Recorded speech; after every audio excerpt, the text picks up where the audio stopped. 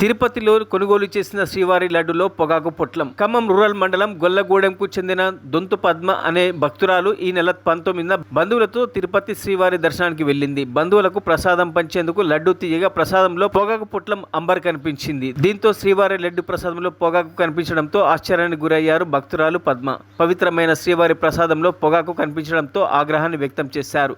శ్రీవారి ప్రసాదాన్ని అపవిత్రానికి గురిచేసిన వారిపై ప్రభుత్వం చర్యలు తీసుకోవాలని సందర్భంగా వారు కోరారు. యదవులు ఎట్లా తయారయ్యారంటే సాక్షాత్ స్వామివారి ప్రసాదంలోనే ఇగో ఈ గుట్కా పెట్టుకొని ఉంచారు అంబర్. ఇది మా ఇంట్లోనే మమ్మీ వాళ్ళు తిరుపతి వెళ్ళి వచ్చారు, నేనే చూసిన. యదవులు ఎట్లా తయారయ్యారంటే సాక్షాత్ స్వామివారి ప్రసాదంలోనే ఇగో ఈ గుట్కా పెట్టుకొని ఉంచారు అంబర్. ఇది మా ఇంట్లోనే మమ్మీ వాళ్ళు తిరుపతి వెళ్ళి వచ్చారు, నేనే చూసిన. మరిన్ని అప్డేట్స్ కోసం మా ఛానల్ని సబ్స్క్రైబ్ చేయండి.